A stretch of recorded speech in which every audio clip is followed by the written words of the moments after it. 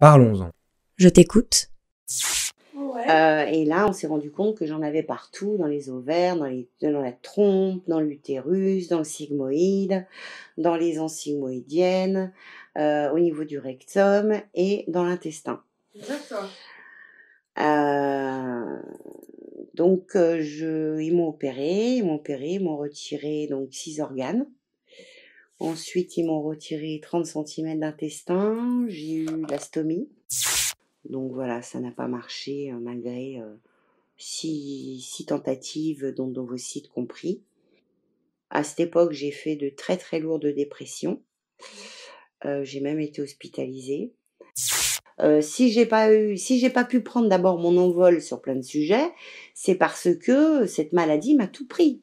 Elle m'a tout pris, mon travail, mes études, mon compagnon, mes amis. Que quand je lis des posts de jeunes filles atteintes d'endométriose, etc., j'ai envie de leur dire... alors je sais que c'est facile maintenant de dire ça 30 ans après, hein, mais acceptez ce qui arrive. Acceptez aujourd'hui d'être au fond de votre lit. Bien souvent, on me dit que je suis quelqu'un de gentil, de généreux, et ça se voit dans mes ventes, dans mes créations, voilà. Donc, je suis émue d'ailleurs. C'est normal en même temps. J'en ai tellement bavé. Oui, non, mais c'est... Et voilà, donc aujourd'hui, aujourd'hui, c'est magique. C'est magique. Et à la limite, je dis merci à l'endométriose, quoi. Non, mais c'est un truc de fou. Oui, mais d'avoir pu en arriver là grâce à... Exactement. Grâce et à cause de ça. Exactement. Ouais. Exactement. Exactement.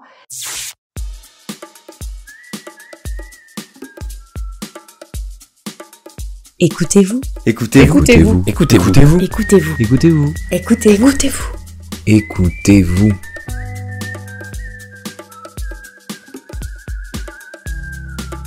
Nathalie, de la faille à la force.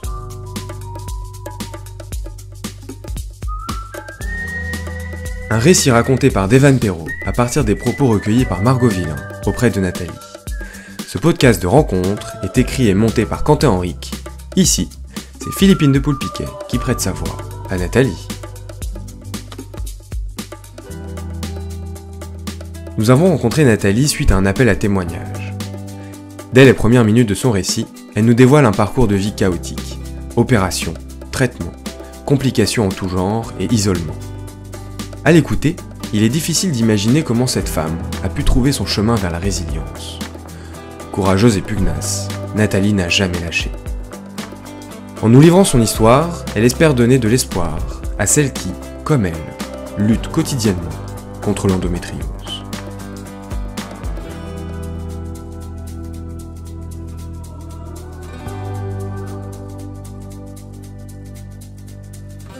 Nathalie se souvient. Très jeune déjà, elle se plaignait de maux de ventre. Ses parents pensaient qu'elle trouvait une excuse pour ne pas aller à l'école. À 18 ans, elle tombe enceinte et découvre qu'elle souffre d'endométriose après avoir eu recours à une IVG. Le début d'un parcours du combattant dont elle nous livre quelques morceaux choisis. Âme sensible, s'abstenir. À 18 ans, j'ai fait une IVG. Juste après l'opération, j'ai eu très mal au ventre. On m'a alors fait une laparotomie, c'est-à-dire une opération à ventre ouvert. Et c'est là qu'on m'a dit que j'étais atteinte d'endométriose.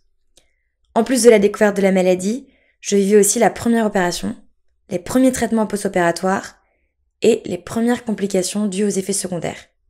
Ce n'était que le début.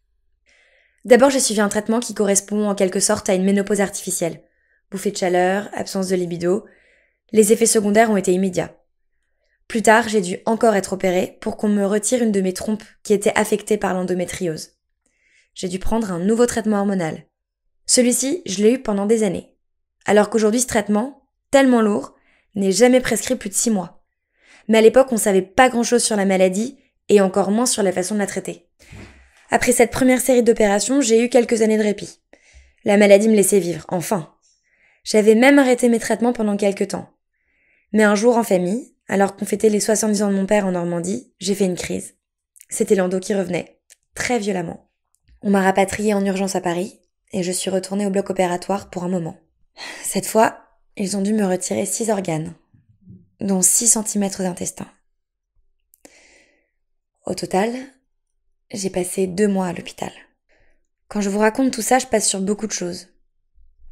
Des opérations, il y en a eu d'autres depuis. Mais mes aventures médicales ne s'arrêtent pas au bloc opératoire. Après l'opération, il y a les traitements, les effets secondaires, les soins.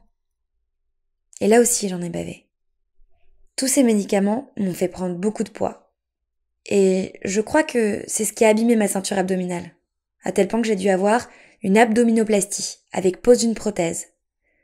Seulement cette opération a mis des mois avant de cicatriser, à cause d'une très grosse nécrose. La prothèse depuis me gêne tous les jours, dès que je bouge mon bassin en fait. Je vous passe beaucoup de détails, mais il faut bien comprendre que les effets secondaires sont très nombreux. Maintenant, je souffre d'arthrose et d'une sorte de polyarthrite. Tout mon corps en pâtit quotidiennement. J'ai encore mal, je suis toujours suivie, et je ne suis sûrement pas au bout de mes peines. Crise de couple et errance professionnelle. Le parcours médical de Nathalie tient du miracle. À l'hôpital Cochin de Paris, les soignants la connaissent comme le loup blanc. Seulement, la maladie a emporté bien plus que sa santé. Au travail comme en amour, l'endométriose a eu de lourdes conséquences. Cette maladie vous isole. Elle vous fait tout perdre. Elle vous fait perdre amis, vie professionnelle, vie personnelle, et elle impacte vos finances. L'isolement commence par la vie scolaire. Je me souviens à l'école, l'infirmière me prenait pour la douillette de service. Et puis plus grande, je n'ai jamais eu la force ni la possibilité de suivre de longues études. Les opérations et les traitements me fatiguaient trop. D'autant que personne ne vous soutient. C'est une maladie invisible et méconnue. En amour, ce n'a pas été beaucoup plus gai. À 25 ans, j'ai rencontré celui qui est aujourd'hui mon ex-mari. Au départ, c'était bien, j'allais mieux. Et c'est à cette époque que j'ai voulu essayer d'avoir un enfant. J'ai toujours voulu être mère. Même si la maladie réduisait mes chances de tomber enceinte, je le savais, je n'ai jamais perdu de vue la possibilité d'avoir un enfant. J'ai tenté 4 fécondations in vitro, 4 échecs. À chaque fois, c'est une dépression à surmonter après chaque rendez-vous. L'espoir, l'attente, la déception, le découragement. Mais je me reprenais et essayais encore. Le médecin qui me suivait à l'époque était le docteur René Friedman. C'est le premier médecin à avoir donné naissance au bébé éprouvette. Sur son conseil, j'ai finalement essayé de passer par le don d'ovocytes. Tout se passait bien au départ. J'ai eu la chance de trouver une donneuse sur mon lieu de travail. C'était long et pénible, mais je suis allée au bout de la procédure administrative. Mais là encore, l'embryon n'a pas tenu. Je ne pouvais décidément pas être mère. J'étais trop atteinte d'adémoniose. C'est l'endométriose de l'utérus. Au total, j'ai fait 6 tentatives. Moralement, c'était très dur. Toutes ces fécondations in vitro ont aggravé mon endo. À l'époque, on ne faisait pas attention, mais c'était lié évidemment. Aujourd'hui, je me dis vraiment qu'il faudrait permettre aux femmes comme moi, les endo-girls, de congeler leurs ovocytes quand elles sont jeunes. Si j'avais su.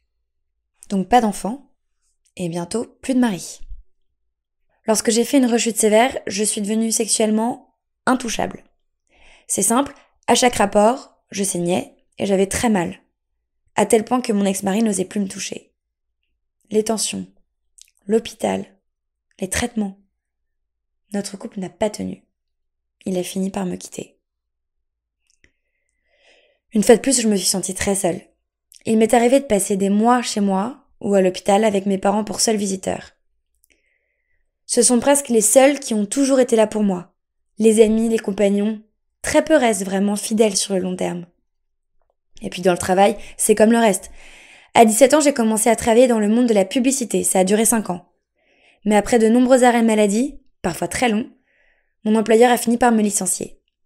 Les gens ne comprenaient pas et ils jugeaient sans trop savoir. J'ai connu le chômage ensuite, pendant longtemps. Finalement, j'ai réussi à trouver un poste dans l'administration, où je travaille depuis 23 ans. Même si j'ai eu des collègues compréhensifs, reçu de vrais soutiens, c'est insuffisant parce qu'aucun métier n'est adapté à cette maladie. Je veux travailler, mais à 100% je peux pas.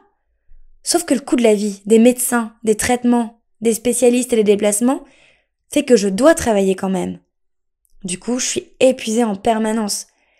Il faut vraiment qu'on comprenne enfin que les filles atteintes d'endo sont handicapées. Nous avons besoin de compensation financière pour nous aider. Sinon, on ne s'en sortira jamais. Art d'hiver. Nathalie est un roc. Écouter son récit, c'est suivre une vie de combat. Elle n'a jamais baissé les bras. Mieux encore, elle a trouvé dans la maladie l'inspiration pour rebondir. Elle a fait de sa créativité une arme contre l'endo. Depuis 3 ans, elle a trouvé le moyen d'allier sa passion à sa maladie. Elle fabrique de petits objets au profit d'associations luttant contre l'endométriose. C'est d'ailleurs au sein d'une de ces associations qu'une endo-girl, comme elle les appelle, l'interpelle à propos d'un petit porte-clés en forme de nounours qu'elle a fabriqué. C'est alors que Nathalie a l'idée de lui glisser un ruban jaune autour du cou et d'en faire une mascotte. Elle publie sa création sur Facebook et en quelque temps, son projet naît. Il est devenu le symbole de mon projet. En mettant mes objets créés sur Facebook, je me suis fait connaître et en même temps, ma maladie, mon parcours. Un jour, j'ai lancé l'aventure Art d'hiver. Un site internet et surtout une belle aventure humaine. Tous les achats du site génèrent automatiquement un don à une association. Art d'hiver, c'est mon bébé. Je n'ai pas été maman, mais après tout, il n'y a pas qu'une seule façon de donner la vie à quelque chose. Après 30 ans à me battre, j'ai trouvé un côté positif à ma maladie. Je me suis sentie investie d'une mission. J'ai tellement souffert que quand je lis des posts de jeunes filles atteintes d'endométriose, j'ai envie de leur dire « Acceptez ce qui vous arrive. Acceptez d'être au fond de votre lit. Quand vous acceptez, ça vous fait beaucoup moins mal. » Aujourd'hui, j'ai un projet. J'ai trouvé ma voie. Mon activité me sauve. Depuis que j'ai démarré mon site internet, je ne déprime plus. Je suis toujours malade. Je souffre toujours d'un peu partout, mais j'ai trouvé un sens à donner à tout ça. Aujourd'hui, je dis merci à l'endométriose. Car c'est cette maladie qui m'a construite et amenée là où j'en suis. C'est fou quand même. Et puis, cerise sur le gâteau, depuis 2 ans, j'ai un nouveau compagnon. C'est un vrai soutien qui me comprend et me donne la force de continuer. Dans la vie, tout le monde porte sa croix. L'endométriose, c'est la mienne. Cette faille est devenue ma force. C'est sur ces mots, pleins d'espoir, que Nathalie nous quitte. Son parcours, bouleversant, et même impressionnant à bien des égards, est celui d'une femme combattante. Rien, ni les opérations, ni les traitements, ni les peines d'amour, ni les problèmes au travail, ni les soucis financiers ne l'ont abattue. Dans la prison qu'était l'endométriose, elle a fini par trouver l'issue. Elle utilise aujourd'hui l'énergie de son combat contre la maladie pour créer, vivre et s'accomplir. Si cette énergie vous inspire, contactez Nathalie. Elle saura vous écouter à votre tour et vous aider à affronter les épreuves de l'endométriose.